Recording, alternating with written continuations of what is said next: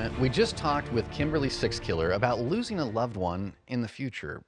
But I want to talk about what's happening in the present, specifically with folks filing taxes with the help of artificial intelligence. And Joshua Cicora, one of our tax advisors with Market Tax Services, great to have you with us today. Why are retirees especially vulnerable? And let's discuss that.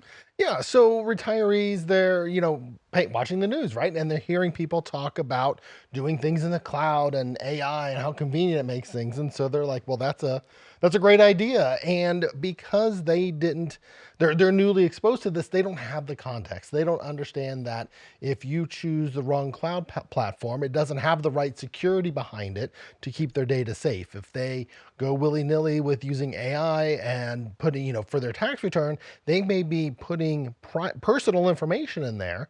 And most of those AI platforms use your own data to train itself. And so now your data is part of the AI.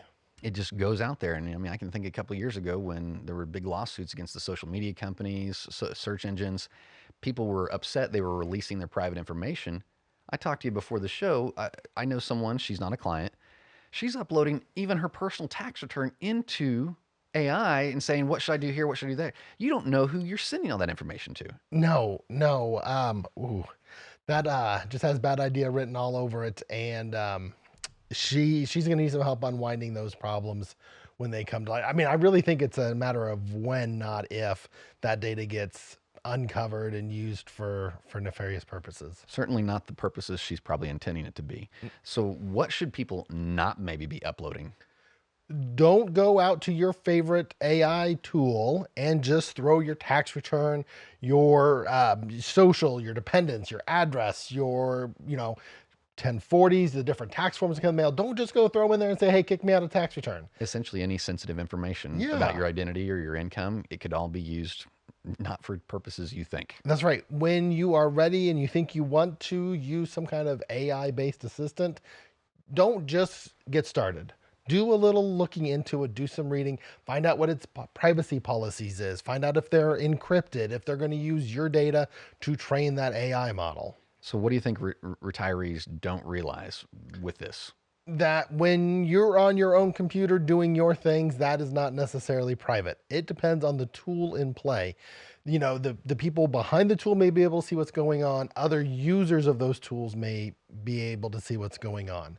If you're just saving your data out on the cloud, you should find out what their terms of service are. Are they going to use your data for what they call service improvements, which basically just means seeing what data you're using, how you're using it, and now they know what you've got out there. But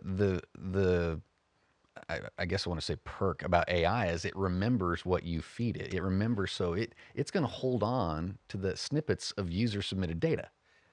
Yeah, it does, but then it can also spit those out again at the wrong time. Most of my job is helping people reduce their taxes, deal with their taxes, but there's also a piece of it that helps where I help people avoid tax-related identity theft. Boy, and that happens a lot, doesn't it? Way too much.